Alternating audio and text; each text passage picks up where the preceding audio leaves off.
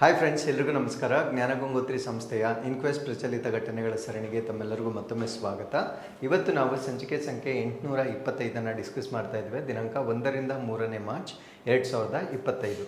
So ಇವತ್ತಿನ ಅಪ್ಡೇಟ್ಸನ್ನು ತಿಳಿಯೋದಕ್ಕಿಂತ ಮುಂಚೆ ಕಳೆದ ಸಂಚಿಕೆ 2 ಪ್ರಶ್ನೆಗಳ ಉತ್ತರಗಳು, ಪ್ರಶ್ನೆ ಸಂಖ್ಯೆ 1ಕ್ಕೆ ಆಪ್ಷನ್ ಡಿ ಮತ್ತು ಪ್ರಶ್ನೆ ಸಂಖ್ಯೆ 2ಕ್ಕೆ ಆಪ್ಷನ್ ಎ ಸರಿ ಉತ್ತರವಾಗಿರುತ್ತೆ. ಹಾಗಿದ್ರೆ ಇವತ್ತಿನ ಮೊದಲನೇ ಪ್ರಶ್ನೆಗೆ ಬರೋಣ. ಒಂದು ರಾಷ್ಟ್ರ ಒಂದು ಬಂದರು ಪ್ರಕ್ರಿಯೆ ಉಪಕ್ರಮ, ಇದರ ಪ್ರಾಥಮಿಕ ಉದ್ದೇಶವೇನು? What is the primary objective of one nation one port process initiative? So ಕೇಂದ್ರ ಸರ್ಕಾರದ ವತಿಯಿಂದ ONOP ಅಂತ ಒಂದು ಇನಿಷಿಯೇಟಿವನ್ನು ಪ್ರಾರಂಭ ಮಾಡಿರ್ತಾರೆ. ಇದನ್ನು ನಾವು ಒಂದು ಬಂದರು ಒಂದು ರಾಷ್ಟ್ರ ಪ್ರಕ್ರಿಯೆ ಅಥವಾ one nation one port process ಅಂತ ಕರಿತೇವೆ. ಸೊ ಯಾವ ಕಾರಣಕ್ಕಾಗಿ ಇದನ್ನು ಲಾಂಚ್ ಮಾಡಿದ್ದಾರೆ ಅನ್ನೋದು ನಮ್ಮ ಪ್ರಶ್ನೆ ಆಗಿರುತ್ತೆ. ಈ ಪ್ರಶ್ನೆಗೆ ಸರಿಯಾದ ಉತ್ತರ ಭಾರತದಾದ್ಯಂತ ಬಂದರು ಕಾರ್ಯಾಚರಣೆಗಳನ್ನು ಸುಗಮಗೊಳಿಸ್ತಕ್ಕಂಥದ್ದು ಮತ್ತು ಏಕೀಕರಣಗೊಳಿಸ್ತಕ್ಕಂಥದ್ದು, ಅಂದರೆ to streamline and unify port operations across India. So ನಮ್ಮ ಭಾರತ ದೇಶದಲ್ಲಿ ಸಾಕಷ್ಟು ಮೈನರ್ ಪೋರ್ಟ್ಸ್ ಮತ್ತು ಮೇಜರ್ ಪೋರ್ಟ್ಸ್ಗಳನ್ನು ನೋಡ್ಬೋದಾಗಿರುತ್ತೆ. ಸೊ ಇದು ಬೇರೆ ಬೇರೆ ತೀರ ಪ್ರದೇಶಗಳು ಅಥವಾ ಈ ಕೋಸ್ಟಲ್ ಸ್ಟೇಟ್ಸ್ ಏನಿದ್ದಾವೆ, ಸೊ ಅಲ್ಲಿ ಆಪರೇಟ್ ಆಗ್ತಾ ಇರ್ತಕ್ಕಂಥ ಪೋರ್ಟ್ಸ್ ಆಗಿರುತ್ತೆ. ಸೊ ಎಲ್ಲ ಪೋರ್ಟ್ಗಳನ್ನು ಒಂದು ಇಂಟಿಗ್ರೇಷನ್ ಮಾಡ್ತಾರೆ. ಸೊ ಇಂಟಿಗ್ರೇಷನ್ ಮಾಡುವ ಉದ್ದೇಶದಿಂದ ಪ್ರಾರಂಭ ಮಾಡಿರ್ತಕ್ಕಂಥ ಒಂದು ಇನಿಷಿಯೇಟಿವ್ ಅನ್ನು ನಾವು one nation one port process ಅಂತ ಹೇಳ್ತೇವೆ. ಸೊ ಇದರ ಬಗ್ಗೆ ನಾವಿಲ್ಲಿ ಸಂಪೂರ್ಣವಾಗಿ ಡಿಸ್ಕಸ್ ಮಾಡ್ತಾ ಬರೋಣ. ಸೊ ಈ ಒಂದು ಇನಿಷಿಯೇಟಿವ್ ಅನ್ನು ನಾವು one nation one port process ಅಂತ ಕರಿತೇವೆ.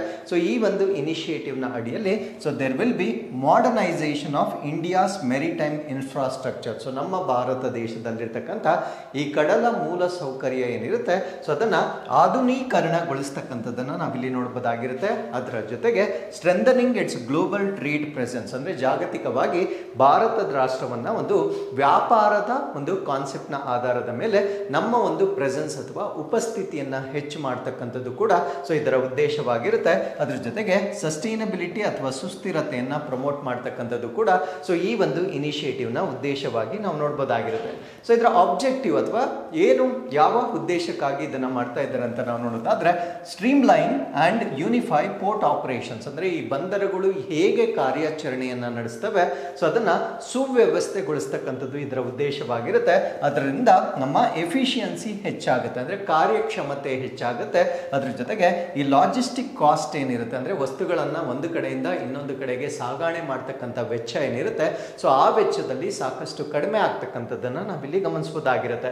ಸೊ ಅದ್ರ ಜೊತೆಗೆ ಕೀ ಗೋಲ್ಸ್ ಅಥವಾ ಪ್ರಮುಖ ಗುರಿಗಳು ಏನು, ಈ ಒಂದು ಇನಿಷಿಯೇಟಿವ್ನಿಂದ ನಮಗೆ ಇರ್ತಕ್ಕಂಥ ಗುರಿಗಳು ಅಥವಾ ಏಮ್ಸ್ ಏನು ಅಂತ ನಾವು ಡಿಸ್ಕಸ್ ಮಾಡೋದಾದ್ರೆ, integration of the ports. As I told you before, ನಮ್ಮ ಭಾರತ ದೇಶದಲ್ಲಿರ್ತಕ್ಕಂಥ ಎಲ್ಲ ಬಂದರು ವ್ಯವಸ್ಥೆಗಳನ್ನು ಒಂದು ಏಕೀಕರಣ ಮಾಡ್ತಕ್ಕಂಥದ್ದನ್ನು ನಾವು ನೋಡ್ಬೋದಾಗಿರುತ್ತೆ. ಸೊ ಎಲ್ಲ ಪೋರ್ಟ್ಸ್ಗಳನ್ನು ಒಂದು ಫ್ರೇಮ್ ವರ್ಕ್ ಅಂದ ಅಥವಾ ಒಂದು ಚೌಕಟ್ಟಿನ ಅಡಿಯಲ್ಲಿ ಸೊ ಇನ್ಮೇಲೆ ಆಪರೇಟ್ ಮಾಡ್ತಕ್ಕಂಥದ್ದನ್ನು ನಾವಿಲ್ಲಿ ಗಮನಿಸಬಹುದಾಗಿರುತ್ತೆ. ಸೊ ಅದಾದಮೇಲೆ ಎರಡನೇ ಗುರಿ ಏನು ಅಂದರೆ ಬೂಸ್ಟಿಂಗ್ ಟ್ರೇಡ್ ಅಥವಾ ವ್ಯಾಪಾರವನ್ನು ಹೆಚ್ಚಿಸ್ತಕ್ಕಂಥದ್ದು. ಸೊ ಪೋರ್ಟ್ಗಳ ಒಂದು ಎಫಿಷಿಯನ್ಸಿ, ಅಂದರೆ ನಮ್ಮ ಭಾರತ ದೇಶದಲ್ಲಿರ್ತಕ್ಕಂಥ ಬಂದರುಗಳ ಒಂದು ಕಾರ್ಯಕ್ಷಮತೆಯನ್ನು ಹೆಚ್ಚು ಮಾಡ್ತಕ್ಕಂಥದ್ದು. ಅದ್ರ ಜೊತೆಗೆ ಟರ್ನ್ ಅರೌಂಡ್ ಟೈಮನ್ನು ರಿಡ್ಯೂಸ್ ಮಾಡ್ತಕ್ಕಂಥದ್ದು. ಏನಿದು ಟರ್ನ್ ಅರೌಂಡ್ ಟೈಮ್ ಅಂದರೆ, ಸೊ ಇವಾಗ ಒಂದು ವೆಸಲ್ ಬೇರೆ ದೇಶದಿಂದ ಟ್ರೇಡ್ ಪರ್ಪಸ್ಗಾಗಿ ನಮ್ಮ ಭಾರತ ದೇಶಕ್ಕೆ ಬಂದಿರುತ್ತೆ, ಆ ಒಂದು ವಸ್ತುಗಳ ಸಾಗಣೆ ಏನಿರುತ್ತೆ ಅಂದರೆ ಲಾಜಿಸ್ಟಿಕ್ಸ್ ಏನಿರುತ್ತೆ, ಸೊ ಅದು ಬೇಗ ಬೇಗ ಆಗಬೇಕು. ಸೊ ಅದು ಬಂದರಲ್ಲಿ ಹೆಚ್ಚು ಕಾಲ ನಿಲ್ಲಬಾರದು. ಸೊ ಹೆಚ್ಚು ಕಾಲ ನಿಂತರೆ ಅದನ್ನು ಮೋರ್ ಟರ್ನ್ ಅರೌಂಡ್ ಟೈಮ್ ಅಂತ ಹೇಳ್ತೇವೆ. ಸೊ ಬೇಗ ಅದನ್ನು ಕ್ಲಿಯರ್ ಮಾಡಿ ವಾಪಸ್ ಕಳಿಸಿದ್ರೆ ಅದನ್ನು ನಾವು ಲೆಸ್ ಟರ್ನ್ ಅರೌಂಡ್ ಟೈಮ್ ಅಂತ ಹೇಳ್ತೇವೆ. ಸೊ ಇವಾಗ ಎಲ್ಲ ಪೋರ್ಟ್ಗಳನ್ನು ನಾವು ಇಂಟಿಗ್ರೇಟ್ ಮಾಡೋದ್ರಿಂದ ಸೊ ಎಲ್ಲ ಒಂದು ಮಾಹಿತಿ ಒಂದೇ ಕಡೆ ಸಿಗೋದ್ರಿಂದ ಸೊ ಎಲ್ಲಿ ಅದನ್ನು ಲೋಡಿಂಗ್ ಮತ್ತೆ ಅನ್ಲೋಡಿಂಗ್ ಮಾಡ್ಬೋದು, ಯಾವ ಸಮಯದಲ್ಲಿ ಮಾಡ್ಬೋದು ಅಂತಕ್ಕಂಥ ಒಂದು ಕ್ಲಿಯರ್ ಪಿಕ್ಚರ್ ಸಿಗುತ್ತೆ. ಸೊ ಇದರ ಮುಖಾಂತರ ಈ ಟರ್ನ್ ಅರೌಂಡ್ ಟೈಮನ್ನು ರಿಡ್ಯೂಸ್ ಮಾಡಲಿಕ್ಕೆ ನಮಗೆ ಅನುಕೂಲ ಆಗುತ್ತೆ. ಸೊ ಇದರಿಂದ ಈ ಗ್ಲೋಬಲ್ ಮಾರ್ಕೆಟಲ್ಲಿ ಅಥವಾ ಅಂತಾರಾಷ್ಟ್ರೀಯ ಮಾರುಕಟ್ಟೆಯಲ್ಲಿ ಸೊ ಈ ಒಂದು ಹಡಗುಗಳ ಮುಖಾಂತರ ಮಾಡ್ತಕ್ಕಂಥ ಒಂದು ಟ್ರೇಡ್ ಏನಿರುತ್ತೆ, ಸೊ ಅದು ಟ್ರೇಡ್ ನಮ್ಮ ಭಾರತ ದೇಶದ ಹಿತಾಸಕ್ತಿಯಿಂದ ಹೆಚ್ಚಾಗ್ತಕ್ಕಂಥದ್ದನ್ನು ನಾವಿಲ್ಲಿ ಗಮನಿಸಬಹುದಾಗಿರುತ್ತೆ. ಅದರ ಜೊತೆಗೆ ಯಾವಾಗ ಟ್ರೇಡ್ ಜಾಸ್ತಿ ಆಗುತ್ತೆ, ಆಟೋಮ್ಯಾಟಿಕಲಿ ಎಕನಾಮಿಕ್ ಗ್ರೋತ್ ಆಗುತ್ತೆ. ಸೊ ನಮ್ಮ ಭಾರತ ದೇಶದ ಆರ್ಥಿಕ ಅಭಿವೃದ್ಧಿ ಆಗ್ತಕ್ಕಂಥದ್ದನ್ನು ನಾವಿಲ್ಲಿ ಗಮನಿಸಬಹುದಾಗಿರುತ್ತೆ. So with this let's get into question number 2. ರೈತ ಉತ್ಪಾದಕ ಸಂಘಟನೆಯ ಪ್ರಾಥಮಿಕ ಗುರಿ ಏನು? ಸೊ ಇದನ್ನು ನಾವು FPO ಅಂತ ಹೇಳ್ತೇವೆ. What is the primary goal of farmer producer organisation? So farmer producer organisation ನಮ್ಮ ಭಾರತ ದೇಶ ಈಗ ಸರಿಸುಮಾರು 10,000 FPOಗಳನ್ನು ಕ್ರಿಯೇಟ್ ಮಾಡಿದೆ. ಹಾಗಿದ್ರೆ ಈ ಒಂದು ಫಾರ್ಮರ್ ಪ್ರೊಡ್ಯೂಸರ್ ಆರ್ಗನೈಸೇಷನ್ ಇದರ ಉದ್ದೇಶ ಏನು, ಯಾವ ಕಾರಣಕ್ಕಾಗಿ ಇದನ್ನು ಮಾಡಿದ್ದಾರೆ ಅನ್ನೋದು ನಮ್ಮ ಪ್ರಶ್ನೆ ಆಗಿರುತ್ತೆ. ಸೊ ಈ ಪ್ರಶ್ನೆಗೆ ಸರಿಯಾದ ಉತ್ತರ ರೈತರ ಆದಾಯ ಮತ್ತು ಕೆಲಸದ ಪರಿಸ್ಥಿತಿಗಳನ್ನು ಸುಧಾರಿಸಲು ಸಾಮೂಹಿಕವಾಗಿ ಕೆಲಸ ಮಾಡ್ತಕ್ಕಂಥದ್ದು. ಅಂದರೆ to work collectively to improve income and working conditions for farmers. Let us imagine ಒಂದು ಊರಲ್ಲಿ 10 ಫಾರ್ಮರ್ಸ್ ಇರ್ತಾರೆ, 10 ಜನ ರೈತರು ಇರ್ತಾರೆ. ಸೊ ಈ 10 ಜನ ತಮಗಿಷ್ಟ ಬಂದಿರತಕ್ಕಂಥ ಬೆಳೆಗಳನ್ನು ಸಪ್ರೇಟ್ ಆಗಿ ಬೆಳೀತಾ ಇರ್ತಾರೆ. ಬಟ್ ಯಾವಾಗ ನಾವು FPO ಅನ್ನು ಕ್ರಿಯೇಟ್ ಮಾಡ್ತೇವೆ, so they all come together. So ಒಟ್ಟಿಗೆ ಬಂದು ಯಾವ ಬೆಳೆಯನ್ನು ಬೆಳಿಬೇಕು ಅಂತ ಒಂದು ಕಮ್ಯುನಿಟಿ ಮಟ್ಟದಲ್ಲಿ ಅವರು ಬೆಳೀತಾರೆ. ಸೊ ಆ ರೀತಿಯ ಒಂದು ವ್ಯವಸ್ಥೆಯನ್ನು ನಾವೇನಂತ ಕರಿತೀವಿ ಅಂದರೆ ಫಾರ್ಮರ್ ಪ್ರೊಡ್ಯೂಸರ್ ಆರ್ಗನೈಸೇಷನ್ ಅಂತ ಹೇಳ್ತೇವೆ. ಸೊ ಆ ರೀತಿಯಾಗಿ ಸಾಮೂಹಿಕವಾಗಿ ಅವರು ಇಂಟಿಗ್ರೇಟ್ ಆಗಿ ಬೆಳೆಗಳನ್ನು ಬೆಳೆದಾಗ ತಮ್ಮ ಬೆಳೆಗೆ ಅವರು ತಾವೇ ಪ್ರೈಸನ್ನು ಡಿಮ್ಯಾಂಡ್ ಮಾಡ್ಬೋದಾಗಿರುತ್ತೆ, ಹೆಚ್ಚಿನ ತಂತ್ರಜ್ಞಾನವನ್ನು ಬಳಸ್ಕೊಳ್ಬೋದಾಗಿರುತ್ತೆ, ಶೇರಿಂಗ್ ಆಫ್ ಇನ್ಫಾರ್ಮೇಷನ್ ಆಗುತ್ತೆ, ಮತ್ತು ಹೆಚ್ಚಿನ ಅಥವಾ ಉತ್ತಮ ಇಳುವರಿಯನ್ನು ನೀಡ್ತಕ್ಕಂಥ ಬಿತ್ತನೆ ಬೀಜಗಳನ್ನು ಬಳಸ್ಬೋದಾಗಿರುತ್ತೆ. ಸೊ ಎಲ್ಲವನ್ನ ನಾವು ಇಂಟಿಗ್ರೇಟ್ ಆದಾಗ ಮಾಡ್ತಕ್ಕಂಥ ಒಂದು ಸಾಧ್ಯತೆ ಇರುತ್ತೆ. ಆ ರೀತಿಯ ಒಂದು ಏಕೀಕರಣವನ್ನು ಅಂದರೆ ರೈತರನ್ನ ಒಟ್ಟಿಗೆ ಸೇರಿಸಿ ಈ ಒಂದು ಕೃಷಿಯನ್ನು ಮಾಡ್ತಕ್ಕಂಥ ಒಂದು ಪದ್ಧತಿಯನ್ನು ನಾವೇನಂತ ಕರಿತೀವಿ ಅಂದರೆ ಫಾರ್ಮರ್ ಪ್ರೊಡ್ಯೂಸರ್ ಆರ್ಗನೈಸೇಷನ್ ಅಂತ ಹೇಳ್ತೇವೆ. ಸೊ ಇದು ಈಗ ಸುದ್ದಿಯಲ್ಲಿರಲಿಕ್ಕೆ ಕಾರಣ ಏನು ಅಂದರೆ ನಮ್ಮ ಭಾರತ ದೇಶ ಇವಾಗ 10,000 ಫಾರ್ಮರ್ ಪ್ರೊಡ್ಯೂಸರ್ ಆರ್ಗನೈಸೇಷನ್ಸ್ ಅನ್ನ ಕ್ರಿಯೇಟ್ ಮಾಡಿರ್ತಕ್ಕಂಥದ್ದನ್ನು ನಾವು ನೋಡ್ಬೋದಾಗಿರುತ್ತೆ. ಸೊ ಈ ನಿಟ್ಟಿನಲ್ಲಿ ನಾವು FPO ಬಗ್ಗೆ ನಾವಿಲ್ಲಿ ಸಂಪೂರ್ಣವಾಗಿ ಡಿಸ್ಕಸ್ ಮಾಡ್ತಾ ಇದ್ದೇವೆ. So the government, in the sense the central government, has achieved the target of establishing 10,000 farmer producer organization under flagship central scheme. ಅಂದರೆ ನಮ್ಮ ಕೇಂದ್ರ ಸರ್ಕಾರದ ಒಂದು ಪ್ರಮುಖ ಯೋಜನೆಯ ಅಡಿಯಲ್ಲಿ ನಮ್ಮ ಭಾರತ ದೇಶದಲ್ಲಿ ಈಗ 10,000 ರೈತ ಉತ್ಪಾದಕ ಸಂಘಗಳನ್ನು ಕ್ರಿಯೇಟ್ ಮಾಡಿರ್ತಕ್ಕಂಥದ್ದನ್ನು ನಾವು ನೋಡ್ಬೋದಾಗಿರುತ್ತೆ. ಸೊ ಇದರಿಂದ it shows the significant policy success aimed at uplifting the agricultural sector. ಅಂದರೆ ಕೃಷಿ ವಲಯವನ್ನು ಉನ್ನತೀಕರಣಗೊಳಿಸ್ತಕ್ಕಂಥ ಒಂದು ಗುರಿ ಏನಿರುತ್ತೆ, ಆ ಒಂದು ಗುರಿಯನ್ನು ಆ ಒಂದು ಗುರಿಗೆ ಸಂಬಂಧಪಟ್ಟಂತೆ ಒಂದು ನೀತಿ ಏನಿರುತ್ತೆ, ಸೊ ಅದು ಗಮನಾರ್ಹವಾಗಿ ಯಶಸ್ಸನ್ನು ಕಂಡಿರ್ತಕ್ಕಂಥದ್ದನ್ನು ಸೊ ಈ ಒಂದು ಸಂಖ್ಯೆಗಳನ್ನು ಗಮನಿಸಿದರೆ ನಾವಿಲ್ಲಿ ತಿಳಿಬೋದಾಗಿರುತ್ತೆ. So what is FPO? So ನಾನು ಪ್ರಶ್ನೆಯಲ್ಲೇ ಸ್ವಲ್ಪ ಮಾಹಿತಿಯನ್ನು ಕೊಟ್ಟಿದ್ದೇನೆ. ಸೊ ಇಲ್ಲಿ FPO ಬಗ್ಗೆ ಸಂಪೂರ್ಣವಾಗಿರ್ತಕ್ಕಂಥ ಒಂದು ಡೆಫಿನೇಷನ್ ಅನ್ನು ಹೇಳೋದಾದ್ರೆ ಇದನ್ನು ನಾವು ಕಲೆಕ್ಟಿವ್ಸ್ ಫಾರ್ಮ್ಡ್ ಬೈ ಫಾರ್ಮರ್ಸ್ ಅಂತ ಹೇಳ್ತೇವೆ. ಅಂದ್ರೆ ರೈತರ ಒಂದು ಒಕ್ಕೂಟ ಅಂತ ನಾವು ಇದನ್ನ ಹೇಳ್ಬೋದಾಗಿರುತ್ತೆ. ಸೊ ಇವ್ರೇನ್ ಮಾಡ್ತಾರೆ ಅಂದ್ರೆ ಟು ಅಗ್ರಿಗೇಟ್ ಪ್ರೊಡ್ಯೂಸ್ ಅಂದ್ರೆ ಒಟ್ಟಿಗೆ ಬೆಳೆಗಳನ್ನ ಬೆಳೀತಕ್ಕಂಥದ್ದು. ಇಂಪ್ರೂವ್ ಬಾರ್ಗೇನಿಂಗ್ ಪವರ್ ಅಂದ್ರೆ ಯಾವುದೋ ಒಂದು ಮಧ್ಯವರ್ತಿ ತಾನು ಕೋಟ್ ಮಾಡ್ತಕ್ಕಂಥ ಪ್ರೈಸ್ಗೆ ಬೆಳೆಗಳನ್ನ ಮಾರಾಟ ಮಾಡೋ ಬದಲು ಸೊ ಒಂದು ಕಮ್ಯುನಿಟಿ ಇದ್ದಾಗ so they can demand the price. So ಅವರು ತಮ್ಮ ಬೆಲೆಗಳನ್ನ ಬೇಡಿಕೆ ಮಾಡಬಹುದಾಗಿರುತ್ತೆ. And facilitate better market access ಅಂದ್ರೆ ಉತ್ತಮವಾಗಿರ್ತಕ್ಕಂಥ ಮಾರುಕಟ್ಟೆಯ ಪ್ರವೇಶವನ್ನ ಪಡಿಲಿಕ್ಕೆ ರೂಪಿಸ್ತಕ್ಕಂಥ ಒಂದು ಆರ್ಗನೈಸೇಷನ್ ಅನ್ನು ನಾವೇನಂತ ಕರಿತೀವಿ ಅಂದ್ರೆ ಫಾರ್ಮರ್ ಪ್ರೊಡ್ಯೂಸರ್ ಆರ್ಗನೈಸೇಷನ್ಸ್ ಅಂತ ಹೇಳ್ತೇವೆ. So they function has formal entities that enable small and marginal farmers to leverage economies of scale. ಅಂದರೆ ಸಣ್ಣ ಮತ್ತು ಅತಿ ಸಣ್ಣ ರೈತರು ಪ್ರಮಾಣದ ಆರ್ಥಿಕತೆಯನ್ನು ಬಳಸಿಕೊಳ್ಳಲು ಅನುವು ಮಾಡಿಕೊಳ್ತಕ್ಕಂಥ ಒಂದು ಔಪಚಾರಿಕ ಘಟಕವಾಗಿರುತ್ತೆ. ಅಂದರೆ ಇದೊಂದು ಫಾರ್ಮಲ್ ಎಂಟಿಟಿ ಆಗಿರುತ್ತೆ ಅಥವಾ ಔಪಚಾರಿಕವಾಗಿರ್ತಕ್ಕಂಥ ಘಟಕವಾಗಿರುತ್ತೆ. ಸೊ ಇದನ್ನು ಸಾಮಾನ್ಯವಾಗಿ ಯಾವ ರೀತಿಯ ರೈತರು ಇದರಲ್ಲಿ ಪಾಲ್ಗೊಳ್ತಾರೆ ಅಂದರೆ ಸ್ಮಾಲ್ ಮತ್ತು ಮಾರ್ಜಿನಲ್, ಸಣ್ಣ ಮತ್ತು ಅತಿ ಸಣ್ಣ ರೈತರು ಇದರಲ್ಲಿ ಪಾಲ್ಗೊಳ್ತಕ್ಕಂಥದ್ದು. ಸೊ ಇದರಿಂದ ಎಕನಾಮಿಕ್ಸ್ ಆಫ್ ಸ್ಕೇಲ್ ಏನಿರುತ್ತೆ, ಎಕನಾಮಿಕ್ಸ್ ಆಫ್ ಸ್ಕೇಲ್ ಅಂದರೆ ಸೊ ಇವಾಗ ಒಬ್ಬ ರೈತ ಒಂದು ಬೆಳೆಯನ್ನು ಬೆಳೆದ್ರೆ ಸೊ ಇಮ್ಯಾಜಿನ್ ಒಂದು 1 ಕ್ವಿಂಟಾಲ್ ಅಷ್ಟು ಅವರು ಈಲ್ಡ್ ಅನ್ನು ಬೆಳೆದ್ರೆ ಸೊ 10 ಜನ ರೈತರು ಒಟ್ಟಿಗೆ ಬೆಳೆದಾಗ ಸೊ 10 ಕ್ವಿಂಟಾಲ್ಸ್ ಆಫ್ ಒಂದು ಪ್ರೊಡ್ಯೂಸ್ ಅನ್ನು ಅವರು ಪಡೆಯಬಹುದಾಗಿರುತ್ತೆ. ಸೊ ಅಷ್ಟು ವಾಲ್ಯೂಮ್ ಜಾಸ್ತಿ ಆದಾಗ ಅದನ್ನ ವಾಲ್ಯೂಮ್ ಆಫ್ ಎಕನಾಮಿಕ್ಸ್ ಅಂತ ಹೇಳ್ತೇವೆ. ಸೊ ಅವರ ಒಂದು ಬೆಳೆಗೆ ಹೆಚ್ಚಿನ ಬೆಲೆಯನ್ನ ಡಿಮ್ಯಾಂಡ್ ಮಾಡ್ತಕ್ಕಂಥ ಒಂದು ಸಾಧ್ಯತೆ ಇರುತ್ತೆ. ಸೊ ಇದನ್ನ ಅಚೀವ್ ಮಾಡಲಿಕ್ಕೆ ಮಾಡ್ತಕ್ಕಂಥ ಒಂದು ಕಾನ್ಸೆಪ್ಟ್ ಅನ್ನು ನಾವೇನಂತ ಕರಿತೀವಿ ಅಂದ್ರೆ FPO ಅಂತ ಕರಿತೇವೆ. So what is this back ground? ಈ ಒಂದು ನೀತಿಯ ಹಿನ್ನೆಲೆ ಏನು ಅಂತ ನಾವು ಡಿಸ್ಕಸ್ ಮಾಡೋದಾದ್ರೆ it is a part of broader agricultural reforms. ಅಂದ್ರೆ ನಮ್ಮ ಭಾರತ ದೇಶದ ಒಂದು ವಿಶಾಲವಾಗಿರ್ತಕ್ಕಂಥ ಕೃಷಿಯ ರಿಫಾರ್ಮ್ಸ್ ಏನಿರುತ್ತೆ ಅಥವಾ ಮಾರ್ಪಾಡುಗಳೇನಿರುತ್ತೆ ಅಥವಾ ಉನ್ನತೀಕರಣ ಏನಿರುತ್ತೆ ಸೊ ಅದರ ಭಾಗವಾಗಿರ್ತಕ್ಕಂಥ ಒಂದು ನೀತಿಯಾಗಿರುತ್ತೆ. ಸೊ ಇದರಿಂದ ಮಾಡರ್ನೈಸಿಂಗ್ ಫಾರ್ಮಿಂಗ್ ಅಂದ್ರೆ ಕೃಷಿಯನ್ನ ಆಧುನಿಕೀಕರಣಗೊಳಿಸ್ತಕ್ಕಂಥದ್ದು, ಎನ್ಹ್ಯಾನ್ಸಿಂಗ್ ದ ಇನ್ಕಮ್ ಅವರ ಒಂದು ಇನ್ಕಮ್ ಅಥವಾ ಅವರ ಒಂದು ಆದಾಯವನ್ನು ಹೆಚ್ಚು ಮಾಡ್ತಕ್ಕಂಥದ್ದು. Reduce vulnerabilities faced by individual farmers, ಅಂದರೆ ಒಬ್ಬೊಬ್ಬ ರೈತರೇ ಇದ್ದಾಗ ಅವರೇನು ಕಷ್ಟಗಳನ್ನು ಪಡ್ತಾರೆ, ಸೊ ಆ ಕಷ್ಟಗಳನ್ನು ನಿವಾರಿಸುವ ಸಲುವಾಗಿ ಫಾರ್ಮೇಷನ್ ಆಗಿರ್ತಕ್ಕಂಥ ಒಂದು ನೀತಿಯ ಅಡಿಯಲ್ಲಿ ಸೊ ಈಗ 10,000 FPOಗಳು ರಿಜಿಸ್ಟರ್ ಆಗಿರ್ತಕ್ಕಂಥದ್ದನ್ನು ನಾವು ನೋಡ್ಬೋದಾಗಿರುತ್ತೆ. ಸೊ ಇದರಿಂದ to create an enabling environment for sustainable rural development, ಅಂದರೆ ಸುಸ್ಥಿರವಾಗಿ ಗ್ರಾಮೀಣ ಅಭಿವೃದ್ಧಿಯನ್ನು ಮಾಡ್ತಕ್ಕಂಥದ್ದು ಈ ಒಂದು ನೀತಿಯ ಉದ್ದೇಶವಾಗಿ ನಾವಿಲ್ಲಿ ಕನ್ಸಿಡರ್ ಮಾಡಬಹುದಾಗಿರುತ್ತೆ. ಸೊ ಇದರಿಂದ ಸೋಷಿಯಲ್ ಬೆನಿಫಿಟ್ಸ್ ಏನು ಅಂದರೆ ಸಾಮಾಜಿಕ ಪ್ರಯೋಜನಗಳೇನು ಅಂತ ನಾವು ನೋಡೋದಾದ್ರೆ, ಸೊ ಕಮ್ಯುನಿಟಿ ಸಾಲಿಡಾರಿಟಿ ಹೆಚ್ಚಾಗುತ್ತೆ, ಅಂದರೆ ರೈತರಲ್ಲಿ ಒಂದು ಯುನಿಟಿ ಅಥವಾ ಐಕ್ಯತೆ ಹೆಚ್ಚಾಗುತ್ತೆ. ಇದನ್ನು ನಾವು ಸೋಷಿಯಲ್ ಫ್ಯಾಬ್ರಿಕನ್ನು ಸ್ಟ್ರಾಂಗ್ ಮಾಡ್ತಕ್ಕಂಥದ್ದನ್ನು ನಾವಿಲ್ಲಿ ಗಮನಿಸಬಹುದಾಗಿರುತ್ತೆ. ಸೊ ಅದ್ರ ಜೊತೆಗೆ ನಾಲೆಡ್ಜ್ ಶೇರಿಂಗ್ ಆಗುತ್ತೆ, ಅಂದರೆ ಒಬ್ಬ ರೈತನಲ್ಲಿರ್ತಕ್ಕಂಥ ಜ್ಞಾನ ಇನ್ನೊಬ್ಬ ರೈತನಿಗೆ ಶೇರ್ ಮಾಡ್ಕೊಳ್ಳೋದ್ರಿಂದ ಸೊ ಗುಡ್ ಪ್ರಾಕ್ಟೀಸಸ್ ಅಂತ ನಾವೇನು ಹೇಳ್ತೇವೆ, ಸೊ ಉತ್ತಮವಾಗಿರ್ತಕ್ಕಂಥ ಒಂದು ಪ್ರಾಕ್ಟೀಸಸ್ಗಳನ್ನು ಒಬ್ಬರಿಂದ ಒಬ್ಬರಿಗೆ ಸುಲಭವಾಗಿ ವಿನಿಮಯ ಆಗಲಿಕ್ಕೆ ಸೊ ಈ FPOಗಳು ಸಹಾಯ ಮಾಡ್ತಕ್ಕಂಥದ್ದನ್ನು ನಾವು ನೋಡ್ಬೋದಾಗಿರುತ್ತೆ. ಸೊ ಅದ್ರ ಜೊತೆಗೆ they play role in rural development and it is a platform for collective problem solving and advocacy, ಅಂದರೆ ಒಟ್ಟಿಗೆ ತಮ್ಮಲ್ಲಿರ್ತಕ್ಕಂಥ ಸಮಸ್ಯೆಗಳನ್ನು ಬಗೆಹರಿಸ್ಕೊಳ್ತಕ್ಕಂಥದ್ದು.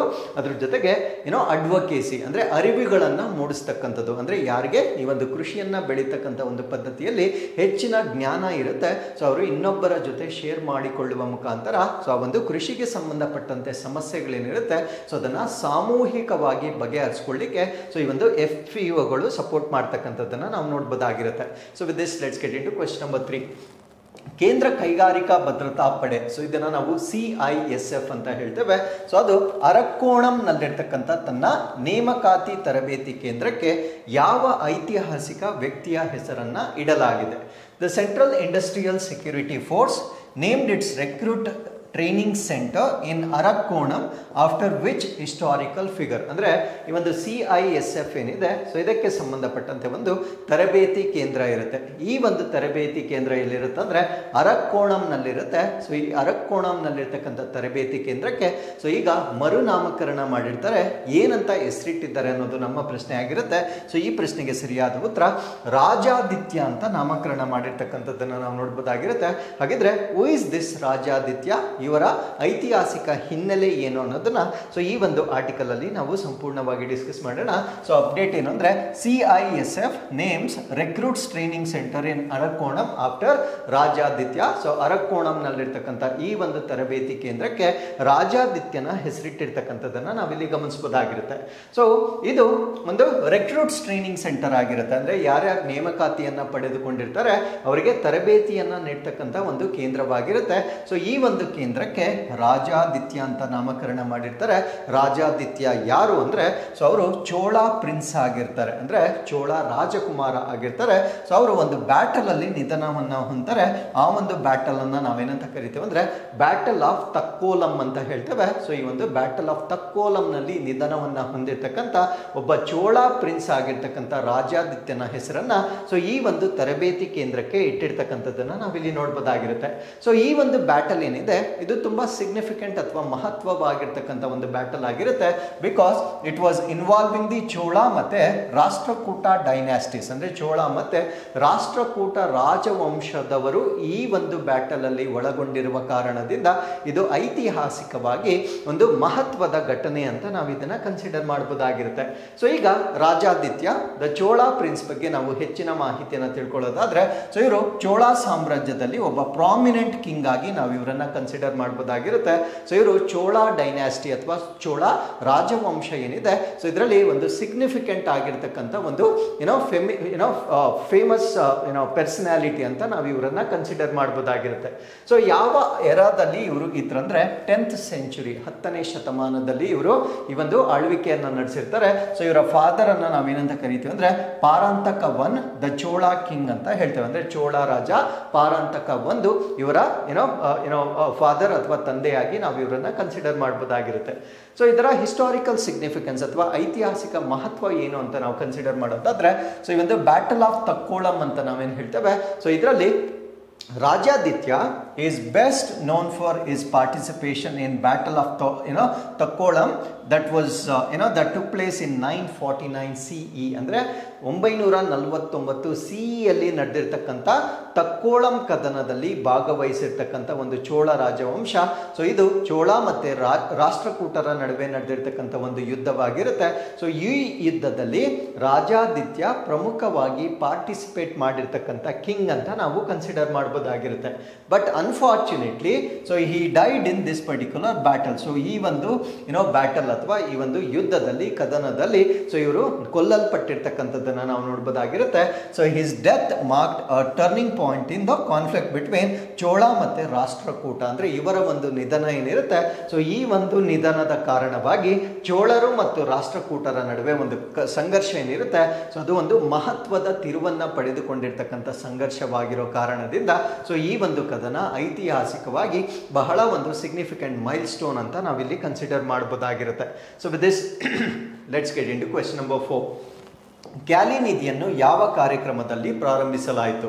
At which event was Cali fund launch? So ಈ ಪ್ರಶ್ನೆಗೆ ಸರಿಯಾದ ಉತ್ತರ ಕ್ಯಾಲಿ ನಿಧಿಯನ್ನ COP16, ಇದು CBD ಅಂದರೆ ಜೈವಿಕ ವೈವಿಧ್ಯತೆಯ ಸಮಾವೇಶ ಅಥವಾ COP16 convention on biological diversity. So ಇದನ್ನು ನಾವು ಇನ್ ಶಾರ್ಟ್ CBD ಅಂತ ಕರಿತೇವೆ. ಸೊ ಈ ಒಂದು ಕನ್ವೆನ್ಷನ್ ಅಲ್ಲಿ ಲಾಂಚ್ ಮಾಡಿರ್ತಕ್ಕಂಥ ಒಂದು ಫಂಡ್ ಅನ್ನ ನಾವೇನಂತ ಕರಿತೀವಿ ಅಂದ್ರೆ ಕ್ಯಾಲಿ ಫಂಡ್ ಅಂತ ಕರಿತೇವೆ. ಹಾಗಿದ್ರೆ ಈ ಒಂದು ಆರ್ಟಿಕಲ್ ಅಲ್ಲಿ ನಾವು ಈ CBD ಏನಿದೆ ಅಂದ್ರೆ ಕನ್ವೆನ್ಷನ್ ಆಫ್ ಬಯೋಲಾಜಿಕಲ್ ಡೈವರ್ಸಿಟಿ ಏನಿದೆ, ಸೊ ಇದಕ್ಕೆ ಸಂಬಂಧಪಟ್ಟಂತೆ ನಡೆದಿರ್ತಕ್ಕಂಥ 16ನೇ ಸಭೆ, ಇದನ್ನ ನಾವು COP16 ಅಂತ ಹೇಳ್ತೇವೆ. ಸೊ ಈ ಒಂದು ಸಭೆಯಲ್ಲಿ ಏನೇನು ಪ್ರಮುಖ ನಿರ್ಧಾರಗಳನ್ನು ತೆಗೆದುಕೊಳ್ಳಲಾಗಿದೆ, ಅದ್ರ ಜೊತೆಗೆ ಈ ಒಂದು CBD ಬಗ್ಗೆ ಬೇಸಿಕ್ ಮಾಹಿತಿ, ಯಾವಾಗ ಪ್ರಾರಂಭವಾಯಿತು, ಯಾವ ಉದ್ದೇಶದಿಂದ ಪ್ರಾರಂಭವಾಯಿತು, ಸೊ ಎಲ್ಲ ಮಾಹಿತಿಯನ್ನ ಈ ಒಂದು ಆರ್ಟಿಕಲ್ ಅಲ್ಲಿ ನಾವು ಡಿಸ್ಕಸ್ ಮಾಡ್ತಾ ಬರೋಣ.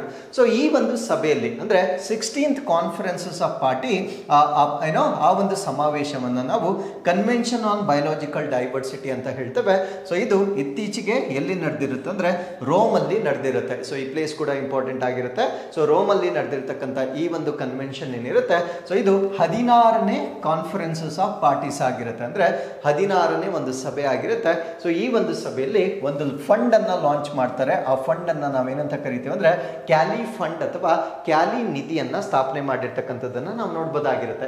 ಸೊ ಇದರ ಒಂದು ಓವರ್ ಅನ್ನ ನೋಡ್ಬೇಕಾಗಿದ್ರೆ ಸೊ ಏನಕ್ಕೆ ಈ ಫಂಡ್ ಅನ್ನ ನಾವು ಏನಕ್ಕೋಸ್ಕರ ಬಳಕೆ ಮಾಡ್ತೀವಿ ಅಂದ್ರೆ to boost biodiversity finance and support conservation efforts globally. ಅಂದ್ರೆ ಈ ಒಂದು ಜೀವ ವೈವಿಧ್ಯತೆಯನ್ನ ಸಂರಕ್ಷಣೆ ಮಾಡಲಿಕ್ಕೆ ಹಣಕಾಸಿನ ಅವಶ್ಯಕತೆ ಏನಿದೆ, ಆ ಒಂದು ಹಣಕಾಸಿನ ಅವಶ್ಯಕತೆಯನ್ನ ಗ್ಲೋಬಲಿ ಅಂದ್ರೆ ಜಾಗತಿಕವಾಗಿ ಸೊ ಫುಲ್ಫಿಲ್ ಮಾಡ್ತಕ್ಕಂಥ ಉದ್ದೇಶದಿಂದ ಸ್ಟಾರ್ಟ್ ಮಾಡಿರ್ತಕ್ಕಂಥ ಒಂದು ಫಂಡ್ ಅನ್ನ ನಾವು ಕ್ಯಾಲಿ ಫಂಡ್ ಅಂತ ಕರಿತೇವೆ. ಸೊ ಅದಾದ್ಮೇಲೆ ಕೀ ಗೋಲ್ಸ್ ಅಂದ್ರೆ ಈ ಒಂದು ಫಂಡ್ ನ ಪ್ರಮುಖ ಗುರಿಗಳೇನು ಅಂತ ನಾವು ನೋಡೋದಾದ್ರೆ provide financial resources to projects and initiatives. ಅಂದ್ರೆ ಈ ಅಕ್ರಾಸ್ ದ ಗ್ಲೋಬ್ ಪ್ರಪಂಚದಾದ್ಯಂತ ಈ ಬಯೋಲಾಜಿಕಲ್ ಡೈವರ್ಸಿಟಿ ಅಂದ್ರೆ ಜೀವ ವೈವಿಧ್ಯತೆಯನ್ನ ಸಂರಕ್ಷಣೆ ಮಾಡಲಿಕ್ಕೆ ಮತ್ತೆ ನಮ್ಮಲ್ಲಿರ್ತಕ್ಕಂಥ ನ್ಯಾಚುರಲ್ ರಿಸೋರ್ಸಸ್ ನೈಸರ್ಗಿಕ ಸಂಪನ್ಮೂಲಗಳನ್ನ ಸುಸ್ಥಿರವಾಗಿ ಬಳಕೆ ಮಾಡಲಿಕ್ಕೆ ಯಾವ ರಾಷ್ಟ್ರಗಳು ಏನೇನು ಪ್ರಾಜೆಕ್ಟ್ಸ್ ಗಳನ್ನ ಲಾಂಚ್ ಮಾಡ್ತಾರೆ, ಏನೇನು ಇನಿಷಿಯೇಟಿವ್ಸ್ ಅನ್ನ ಲಾಂಚ್ ಮಾಡ್ತಾರೆ, ಸೊ ಇದಕ್ಕೆ ಬೇಕಾಗಿರ್ತಕ್ಕಂಥ